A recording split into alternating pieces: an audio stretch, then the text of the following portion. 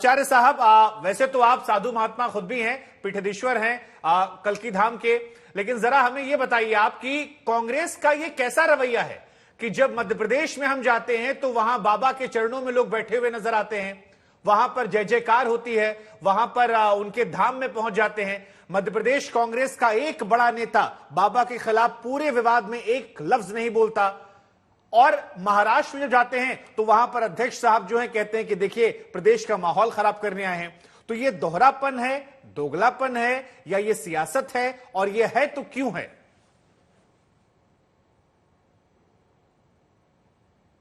जी, मैं सबको सुन रहा था। मैं चाहूंगा, मेरा अनुरोध है, रिक्वेस्ट है कि मैंने किसी के बीच में दखल नहीं दी, मेरे बीच में भी ना दखल दी जाए।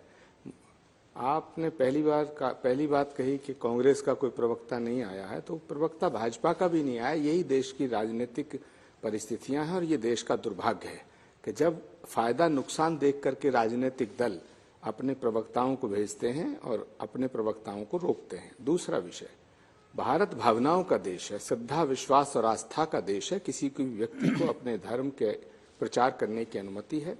अगर बाबा बागेश्वर धाम के जो श्री धीरेन्द्र कृष्ण शास्त्री हैं, वो कहीं प्रवचन करते हैं, भजन करते हैं, आध्यात्मिक ज्ञान की बात करते हैं, तो उस पर पाबंदी लगाने के लिए अगर कोई पार्टी या पार्टी का कोई नेता मांग करता तो मैं इसका समर्थन नहीं करता, चाहे वो मेरे ही पार्टी की बात हो। मैं कांग्रेस से नजदीकियां नहीं है, मैं कांग्रेस पार्टी से चुनाव लड़ चुका हूं आदरणीय राजनाथ सिंह जी के खिलाफ, और मैं कांग्रेस के साथ हूं। लेकिन अगर कांग्रेस पार्टी का कोई नेता हिंदू धर्म के प्रचार करने के लिए, सनातन धर्म के प्रचार करने के खिलाफ उनके सत्संग को रोकने की अर्जी देता है, तो मैं उसका समर्थन नहीं करता। नहीं बात हो रही है, नहीं तो अब देखिए, अब आपने क्योंकि कहा सर आप कांग्रेस का हिस्सा है, इसलिए सवाल मेरे मन में और आता है। बहुत सारे लोगों के मन में एक धारणा या परसेप्शन बना दिया गया है। शुभांकर जी, मैं आ रहा हूं सर, आप ही से सवाल पूछो सर, कि कांग्रेस जो है वो सेकुलरिज्म के नाम पर हिंदू धर्म की विरोधी बन जाती है। कई बार ऐसे आरोप कांग्रेस पर लगातार लगते हैं। आपको लगता है कि इन आरोपों के पीछे कुछ हरकतें हैं, कुछ ऐसी घटनाएं हैं जैसे ये वाली घटना है?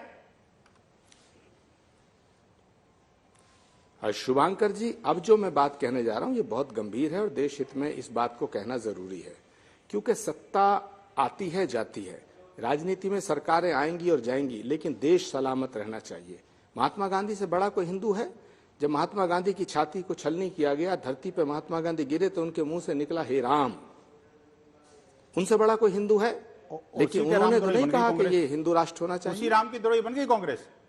मैं आ रहा हूं, सुनिए, उन्होंने तो नहीं कहा। शुभाकर, मुझे डिस्टर्ब ना कीजिएगा, वरना मैं नहीं बात करूंगा। मैंने उनको रोक दिया सर, आप अपनी बात पूरी कीजिए। जो सवाल पूछा था मैंने कि क्या कांग्रेस के ऊपर जो आरोप लगे हैं हिंदू विरोधी होने के। सुनिए जी, मैं अब मेरी बात ही पूरी होने दीजिए, उसके बाद आप जो सवाल करेंगे मैं उसका जवाब दूंगा। जी, क्या सुभाष चंद्र बोस ने जब ये नारा दिया था कि तुम मुझे खून दो मैं तुम्हें आजादी दूंगा, तो क्या उन्होंने सोचा होगा कि ये देश केवल बंगालियों का हो? क्या पंडित चंद्रशेखर आजाद ने जब अपनी कनपटी पे आखिरी गोली दागते हुए बलिदान दिया तो उन्होंने सपने में सोचा होगा कि ये देश केवल हिंदुओं का और पंडितों का होना चाहिए? क्या सरदार भगत सिंह ने जब फांसी के फंदे को चूमा 23 साल की उम्र में, तो उन्होंने सपना लिया होगा कि ये देश केवल सिखों का होना चाहिए? क्या अशफाकुल्ला खां को जब फांसी दी गई तो उन्होंने तसव्वुर किया होगा कि ये देश सिर्फ मुसलमानों का होना चाहिए?